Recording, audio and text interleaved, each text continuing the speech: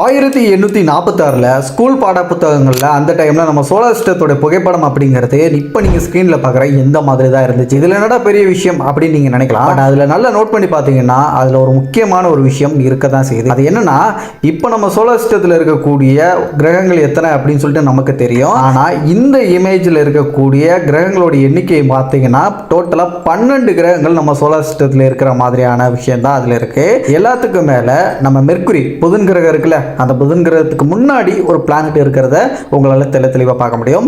அதுக்கு வால்கன் அப்படின்னு சொல்லிட்டு பேர் கூட கொடுத்துருப்பாங்க. அப்படின்னா புதன் கிரகத்துக்கு முன்னாடி வால்கன் அப்படிங்கிற ஒரு பிளானட் இருந்துச்சா? அப்போ அது இப்போ எங்கே போச்சு? இதுலேயே நம்ம சோலார் சிஸ்டத்தில் 12 கிரகங்கள் இருக்கிறதா மென்ஷன் பண்ணியிருக்காங்க. இப்படி பல கேள்விகள் இருக்குல்ல, இது எல்லாத்துக்கும் ஒரு விடையா இந்த வீடியோ கண்டிப்பாக அமைய போகுது. வீடியோ கொஞ்சம் கூட ஸ்கிப் பண்ணாமல் ஃபுல்லாக பாருங்கள். நம்ம சேகரேஷன் சேனலுக்கு இதை முதல்ல வந்துருக்கீங்கன்னா சேனலை சப்ஸ்கிரைப் பண்ணி பெல் நோட்டிஃபிகேஷன் டச் பண்ணிட்டு வீடியோ பார்த்து முடிச்ச அப்புறம் வீடியோக்கு ஒரு லைக் கொடுக்க வந்துடாதீங்க. வெல்கம் பேக் ஆனது நியூ வீடியோ. நான் உங்கள் சேகர்.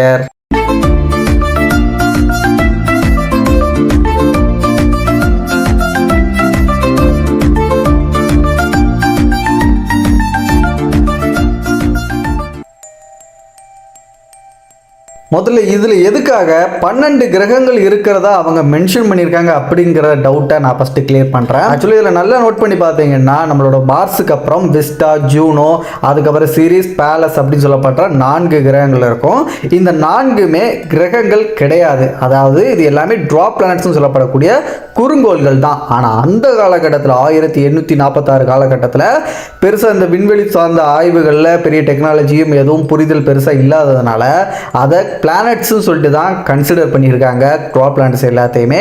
ஸோ அதனால தான் இந்த புகைப்படத்துலையும் அதை பிளானட்ஸ் கேட்டகரியில் சேர்த்து டோட்டலாக 12 கிரகங்கள் நம்ம சோலார் சிஸ்டத்தில் இருக்குது அப்படின்னு சொல்லிட்டு அவங்க மென்ஷன் பண்ணியிருக்காங்க. சரி, இது ட்ராப் பிளானட்ஸ் ஓகே. ஆனால் மெர்க்குரிக்கு முன்னாடி, புதன் கிரகத்துக்கு முன்னாடி வால்கன் அப்படிங்கிற ஒரு பிளானட் இருக்கிறதா அதில் மென்ஷன் பண்ணியிருக்காங்களே, அது பிளானட்ஸ் தானா இல்லாட்டி அந்த மற்ற ட்ராப் பிளானட்ஸ் மாதிரி அதுவும் ஒரு குறுங்கோளா அப்படிங்கிற டவுட் வரும். இதுக்கு நம்ம வரலாற்றில் கொஞ்சம் பின்னோக்கி போக வேண்டியதாக இருக்கும். 1600 1800 காலகட்டம் வரைக்கும் இந்த வால்கன் அப்படிங்கிற அந்த பிளானட் இருக்கா இல்லையா அப்படின்னு சொல்லிட்டு பெரிய பஞ்சாயத்தை போயிட்டு இருந்துச்சு.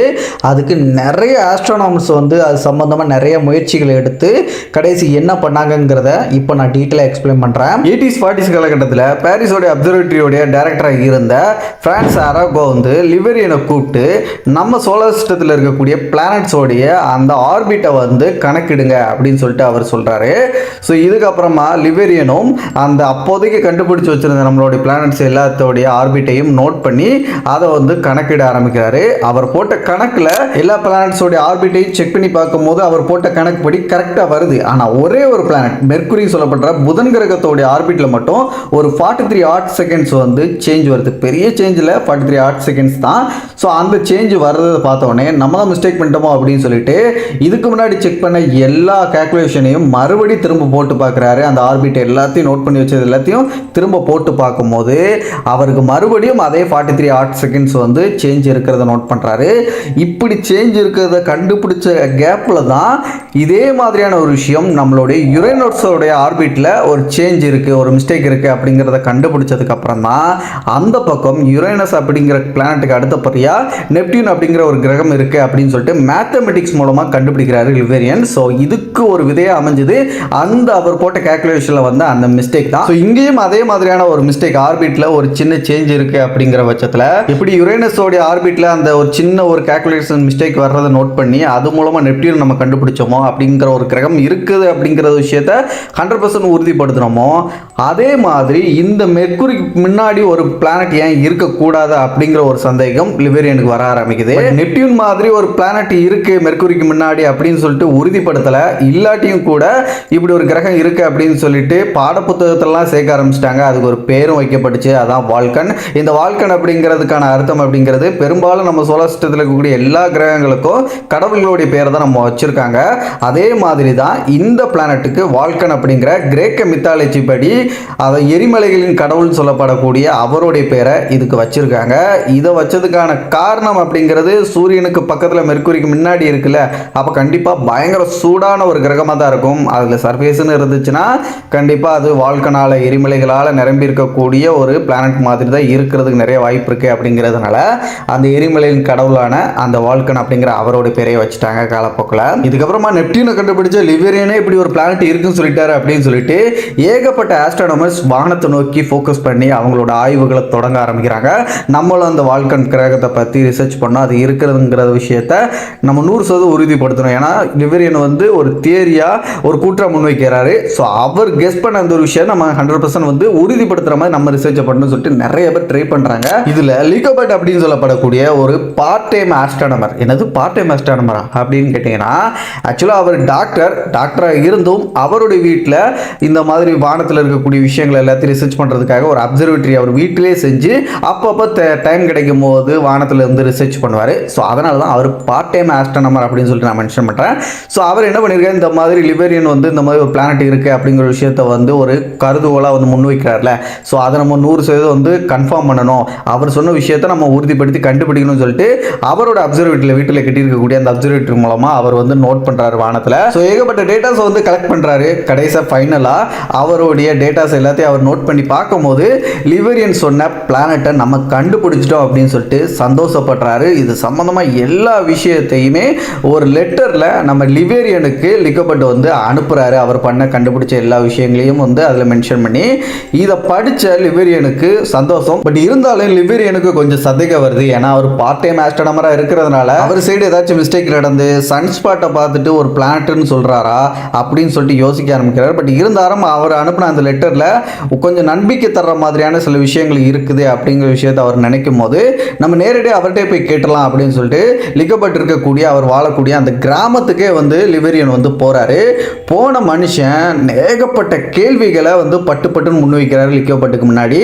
அந்த லிகோபர்ட்டும் அசரவே இல்லை. அவர் கேட்குற எல்லா பதிலுக்கும் லிவேரியனுக்கு பதில் சொல்லிக்கிட்டே வராரு. இது வந்து லிவேரியனுக்கு கொஞ்சம் ஒரு ஜென்யூனான பதிலாக இருக்கிறதுனால அவர் வந்து கொஞ்சம் நம்புறாரு. பட் இருந்தாலும் அவர் டெலஸ்கோப் பயன்படுத்தி அவர் செக் பண்ணார்ல, அந்த டெலஸ்கோப்பை வந்து செக் பண்ணுறாரு. அவர் போட்ட கால்குலேஷன் எல்லாத்தையும் வந்து செக் பண்ண ஆரம்பிக்கிறாரு. ஏன்னா டெலஸ்கோப்பில் ஏதாச்சும் மிஸ்டேக் இருந்து அது மூலமாக ஏதாச்சும் பார்த்து தேவையில்லாமல் வந்து இந்த மாதிரி வந்து அவர் கற்பனை பண்ணிக்கிட்டு ஒன்று சொல்கிறாரோ அப்படின்னு சொல்லிட்டு நினைக்கிறாரு. பட் ஆனால் எல்லாம் கரெக்டாக இருக்குது.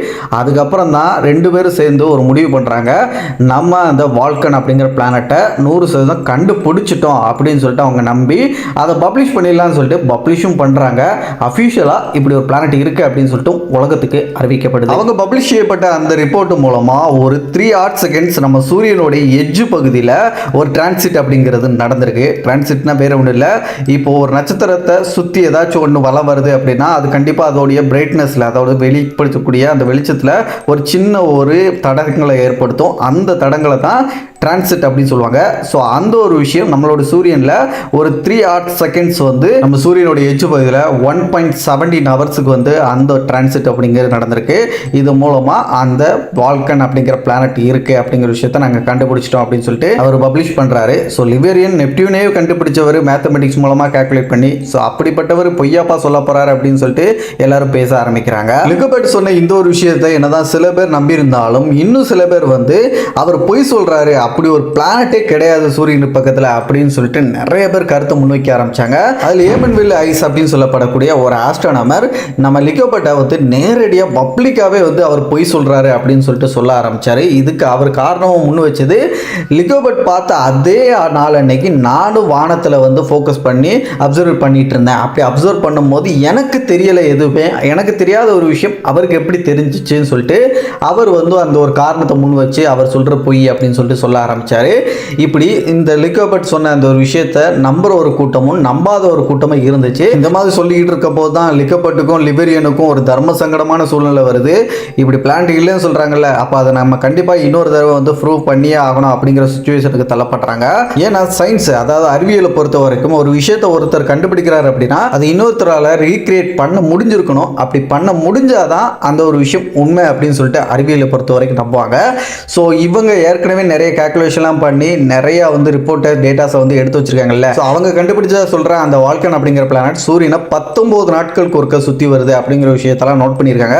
ஸோ அதை வச்சுக்கிட்டு ஏகப்பட்ட பேர் வந்து அப்சர்வ் பண்ண ஆரம்பிக்கிறாங்க. ஆனால் யாரு கண்ணுக்குமே அந்த ஒரு பிளானட் வந்து சூரியனை சுற்றி வருது அப்படிங்கிறத வந்து பார்க்க முடியலை. இந்த மாதிரி இருக்கும்போது லிபேரியன் என்ன பண்ணுறாருன்னா, அந்த பிளானட் அப்படிங்கிறது சூரியனுக்கு பக்கத்தில் இருக்கிறதுனால கண்டிப்பாக பகல்லையும் தெரியாது, சூரிய வெளிச்சத்தில் அது மறைஞ்சிரும். அதே நேரத்தில் இரவு நேரத்தில் சொல்லவா வேணும், சுத்தமாக தெரியாது. ஸோ இதுக்கு என்னடா வழி அப்படின்னு நினைக்கும் போது ஃபுல் சோலார் எக்லிப்ஸ், அதாவது முழு சூரிய கிரகணம் அப்போது நம்ம கண்டிப்பாக இதை வந்து அப்சர்வ் பண்ணோம்னா கண்டிப்பாக நம்ம கண்ணுக்கு தெரியறதுக்கு வாய்ப்பு இருக்குது அப்படின்னு சொல்லிட்டு அவர் வந்து நினைக்கிறாரு. ஸோ முழு சூரிய கிரகணம் எப்போ நடக்கும் அப்படின்னு சொல்லிட்டு செக் பண்ணி பார்க்கும்போது 1817 அப்போ தான் முழு சூரிய கிரகணம் நடக்க போகுது அப்படிங்கிற விஷயத்த அவர் வந்து நோட் பண்ணுறாரு. ஆனால் 1817 அப்போ தானே அந்த முழு சூரிய கிரகணம் அப்படிங்கிற விஷயம் நடக்க போகுது. அதுக்கு முன்னாடியே லிபேரியன் வந்து இறந்து போயிடுறாரு. ஸோ ஒரு வால்கன் அப்படிங்கிற பிளானட் உண்மையிலே இருக்குப்பா, என்னை நம்புங்க அப்படிங்கிற அந்த ஒரு ஏக்கத்தோடையும் அந்த ஒரு கருத்தை முன்னு வச்சுட்டே அந்த மனுஷன் வந்து இறந்து போயிடுறாரு. ஆனால் நிறைய பேரோட மனசில் அந்த பிளானட் இருக்கலாம் அப்படின்னு சொல்லிட்டு அதை எப்படியாச்சும் இந்த சூரிய கிரகணம் முழு சூரிய கிரகணம் அப்போ வந்து கண்டுபிடிச்சு கன்ஃபார்ம் பண்ணுங்க அப்படிங்கிற அந்த ஒரு பெரிய ஏற்றி விட்டுட்டு தான் அந்த மனுஷன் வந்து இறக்கவே செய்கிறாரு. எல்லாரும் 1817 வந்து எதிர்பார்த்து காத்துட்டு இருக்காங்க. முழு சூரிய கிரகணம் எப்போ நடக்கும், எப்போ வந்து லிபேரியன் சொன்ன அந்த பிளானட்டை நம்ம வந்து கண்டுபிடிக்க போகிறோம், அது இருக்கா இல்லையாங்கிறத தெரிஞ்சுக்க போகிறோம் அப்படின்னு சொல்லிட்டு ஆர்வத்தோடு வெயிட் பண்ணிட்டு இருக்காங்க. அந்த நாளும் நெருங்குது. ஆனால் இந்த இடத்துல உங்கள் மனசில் ஒரு கேள்வி வரலாம், எதுக்கு லிபேரியன் வந்து முழு சூரிய கிரகணம் நடக்கக்கூடிய அந்த ஒரு நாளுக்கு சூஸ் பண்ணார் அப்படின்ட்டு. ஏன்னா நான் முதல்ல சொன்ன மாதிரியே சூரியனுடைய வெளிச்சத்தினால பக்கத்தில் இருக்கக்கூடிய கிரகமாக இருந்துச்சுன்னா கண்டிப்பாக அது வந்து பகல் நேரத்தில் பார்க்க முடியாது, இரவு நேரத்தில் சொல்லவே தேவையில்லை. அந்த இருள் சூழ்ந்த நேரத்தில் கண்டிப்பாக நம்மளால் கண்ணுக்கு தெரியவே செய்யாது அன்னைக்கு இருந்த டெக்னாலஜி வச்சு பார்க்கும்போது. பட் முழு சூரிய கிரகணத்தப்போ நம்ம சூரியனை வந்து அப்சர்வ் பண்ணோம் அப்படின்னா நம்ம சூரியன் பக்கத்தில் இருக்கக்கூடிய கிரகம் மட்டும் இல்லை, சூரியனுக்கு அடுத்தபடியாக இருக்கக்கூடிய மற்ற நட்சத்திரங்களை கூட நம்மளால் வந்து அப்சர்வ் பண்ண முடியும். ஸோ அதனால தான் அந்த ஒரு நாளை வந்து சூஸ் பண்ணார். ஸோ அந்த நாளும் நெருங்குச்சு. அவர் இல்லை, பட் மற்ற எல்லாருமே வானத்தை ஃபோக்கஸ் பண்ணி அவங்க பார்த்து நோட் பண்ணிக்கிட்டு இருக்காங்க. அப்படி நோட் பண்ணும்போது இந்த லிபேரியன் சொன்ன அந்த பிளானட் இருக்கிறதுக்கான எந்த ஒரு சான்ஸும் எந்த ஒரு தடயமும் கிடைக்கவே இல்லை. ஆனால் ஒரு 2 பேர் மட்டும் அங்கே பிளானட் இருக்கலாம் அப்படின்னு சொல்லிட்டு கண்டுபிடிச்சிட்டதா சொல்லி சொன்னாங்க. ப்ரொஃபஸர் ஜேம்ஸ் கிரேன் வாட்சன், அதுக்கப்புறம் லூயிஸ் ஷிஃப்ட் அப்படிங்கிற இந்த 2 பேரும் அவங்க அப்சர்வ் பண்ணும்போது சூரியன் பக்கத்தில் ஏதோ ஒன்று நகர்ந்து போகிற மாதிரி, ரெட் கலர் நகர்ந்து போகிற மாதிரி விஷயத்தை வந்து நோட் பண்ணுறாங்க. அது பிளானட் மாதிரி பார்க்கறதுக்கு இருக்கு, அது கண்டிப்பாக வால்கனாக தான் இருக்கலாம் அப்படின்னு சொல்லிட்டு அவங்க சொல்லும்போது நிறைய பேர் வந்து இந்த வால்கன் சம்மந்தமாக நம்பிட்டு இருந்தாங்களே அவங்க எல்லாருக்கும் சந்தோஷமாக இருந்துச்சு. பல பேர் வந்து இது கண்டிப்பாக இருக்க வாய்ப்பில்லை அப்படின்னு மறுபடியும் சொன்னாங்க. ஆனால் இதில் ஒரு ஃபன் ஃபேக்ட் என்னென்னா, அவங்க பார்த்ததா சொன்ன அந்த 2 பேர் பார்த்ததா சொன்ன அந்த ஒரு விஷயம் கிரகமே கிடையாது, அது ஒரு ரெட் வார்ப் நட்சத்திரம். நம்ம சூரியனுக்கு அடுத்தபடியாக இருக்கக்கூடிய ஒரு ரெட் வார்ப் நட்சத்திரத்தை தான் அந்த சூரிய கிரகணத்தப்போ அவங்க கண்டுபிடிச்ச அந்த ஒரு விஷயம். அதுக்கப்புறமா அறிவியல் பூர்வமாக நடத்தப்பட்ட எல்லா ஆய்வு மூலமாகவும் நிறைய அப்சர்வேட்டரி மூலமாக செக் பண்ணதில் இந்த வால்கன் அப்படிங்கிற ஒரு பிளானட் நம்மளுடைய மெர்க்குரிக்கு முன்னாடி இல்லவே இல்லை அப்படின்னு சொல்லிட்டு 100% வந்து கன்ஃபார்ம் பண்ணிட்டாங்க. என்னதான் இந்த மாதிரி அறிவியல் பூர்வமாக இப்படி ஒரு பிளானட் இல்லை அப்படின்னு சொல்லிட்டு 100% உறுதி செய்யப்பட்டிருந்தாலும் மெர்க்குரியோடைய அந்த சுற்றுவட்ட பாதையில் அந்த 43 ஆர்த் செகண்ட் அப்படிங்கிறது எதனால் சேஞ்ச் வந்துச்சு, அந்த மிஸ்டேக்கான காரணம் என்ன அப்படின்னு வந்து கேட்கும்போது இதுக்கு காரணம் இதுவரைக்கும் கண்டுபிடிச்ச அந்த பிளானட் இருந்தால் சொல்லப்பட்டது, மெர்க்குரியோடைய அந்த சுற்றுவட்ட பாதையை கால்குலேட் பண்ணது, மற்ற கிரகங்களுடைய சுற்றுவட்ட பாதையை கால்குலேட் பண்ணது, இது எல்லாத்தையும் நம்ம நியூட்டனுடைய கிராவிட்டி ஈக்குவேஷனை பயன்படுத்தி தான் அதை வந்து நோட் பண்ணி அவங்க கண்டுபிடிச்சாங்க. பட் அந்த சமயத்தில் தான் நம்ம ஆல்பர்ட் ஐன்ஸ்டீன் வந்து என்ட்ரி கொடுக்குறாப்புல. ஆல்பர்ட் ஐன்ஸ்டீன் இந்த ஜென்ரல் ரிலேட்டிவ் தியரியை வந்து ப்ரூவ் பண்ணுறதுக்கு நம்மளுடைய மெர்க்குரியவே ஒரு ஆயுதமாக பயன்படுத்திக்கிட்டாரு. அது எப்படி ஆயுதமாக பயன்படுத்தினான்னா, இப்போ நம்ம மெர்க்குரி மட்டும் இல்லை, மற்ற எந்த பெரிய பருப்பொருளாக இருந்தாலும் ஈவன் சூரியனாக இருக்கட்டும், இது எல்லாமே கண்டிப்பாக அதோட நிறைக்கு ஏற்ற மாதிரி லைட்டை கூட வந்து வளைக்கும் அப்படின்னு சொல்லிட்டு அவர் வந்து ஜென்ரல் ரிலேட்டிவ் தியரியை ப்ரூவ் பண்ணுறதுக்காக 3 விதமான எக்ஸாம்பிளை வந்து முன்வைக்கிறாரு. அதில் முதல் விஷயம் கிராவிடேஷனல் ரெட் ஷிஃப்ட், அதாவது ஒரு சூரியனிலிருந்து வரக்கூடிய வெளிச்சம் அப்படிங்கிறது வெளியே வரும்போதே ரெட் ஷிஃப்ட் ஆகி தான் வரும் அப்படின்னு சொல்லிட்டு ஆல்பர்ட் ஐன்ஸ்டீன் ஃபர்ஸ்ட் எக்ஸாம்பிளை முன்வைக்கிறாரு. ரெண்டாவது பார்த்தீங்கன்னா இந்த ஸ்பேஸ் டைமை ஒவ்வொரு நிறைப்பொருளும் அதோட நிறைக்கு ஏற்ற மாதிரி கண்டிப்பாக வளைக்கும் அப்படின்னு சொல்லிட்டு சொன்னார். அது ஈவன் லைட்டாக இருந்தாலும் அந்த இடத்த கிராஸ் பண்ணும்போது அந்த முன்னாடி இருக்கக்கூடிய பொருளோட நிறைக்கு ஏற்ற மாதிரி அந்த லைட்டும் பெண்ட் ஆகும் ஸ்பேஸ் டைம் அது வளைக்கும் போது அப்படின்னு சொல்லிட்டு ரெண்டாவது எக்ஸாம்பிள் சொன்னார். மூணாவது மெர்க்குரியோட அந்த சுற்றுவட்ட பாதை, அந்த ஆர்பிட்டில் இருக்கக்கூடிய அந்த 43 ஆர்ட்ஸ்ன்னு சொல்லப்படக்கூடிய அந்த ஒரு விஷயம் தானே ஒரு பிரச்சனையாக மாறிச்சு லிபேரியன் கண்டுபிடிச்சது. ஸோ அந்த பிரச்சனை சரி பண்ணுறதுக்கு அந்த ஃபார்முலாவில் சில மாற்றங்களை வந்து ஆல்பர்ட் ஐன்ஸ்டீன் கொண்டு வராரு. அது கொண்டு வந்ததுக்கு அப்புறம் செக் பண்ணி பார்த்தா அந்த ஆர்பிட் அப்படிங்கிறது ஸ்டாண்டர்டாக வந்து இருக்கு. அதில் இருக்கக்கூடிய பிரச்சனை சால்வ் ஆயிடுச்சு. ஸோ இது மூலமாக ஆல்பர்ட் ஐன்ஸ்டீன் கண்டுபிடிச்ச அந்த ஜெனரல் ரிலேட்டிவிட்டி தியரி அப்படிங்கிறது மக்களிடையில கொண்டாடப்படுது. இது மூலமாக இன்னொரு விஷயமும் கண்டுபிடிக்கப்படுது. மெர்க்குரியோடைய அந்த ஆர்பிட்ல நடந்த அந்த மாற்றத்துக்கு காரணம் சூரியனுக்கு பக்கத்தில் இருக்கிறதுனால தான் அந்த மாற்றம் ஏற்பட்டிருக்கு அப்படிங்கிறதும், மெர்க்குரி மட்டும் இல்லை மற்ற எல்லா கிரகங்களையும் அந்த பிரிக்குவேஷன் அப்படிங்கிறது சேஞ்ச் இருக்கு. அது நம்ம பூமியாக இருக்கட்டும் மற்ற கிரகங்களாக இருக்கட்டும் எல்லாத்துக்கும் இருக்கு. ஸோ அது வந்து நார்மலான ஒன்று தான் அப்படின்னு சொல்லிட்டு சொல்கிறாங்க. ஆனால் மெர்க்குரிக்கு மற்ற கிரகங்களை விட அதிகமான அந்த விஷயம் நடக்குது. ஏன்னா வருஷத்துக்கு 575 ஹார்ஸ் செகண்ட்ஸ் வந்து ஒரு வருஷத்துக்கு மெர்க்குரி வந்து ப்ரிசஸ் ஆகுது. இது மற்ற கிரகங்கள் வந்து ப்ரீவியஸாக அந்த கிரகங்களுக்கு நடக்கிறது இல்லை, ஆனால் மெர்க்குரிக்கு கொஞ்சம் அதிகமாகவே இருக்குது. ஸோ அதனால தான் லிபேரியனுடைய அந்த கேல்குலேஷன் படி அந்த மிஸ்டேக் வந்துச்சு. ஸோ நியூட்டனுடைய அந்த லாவை பயன்படுத்தி அவர் போட்டதுனால.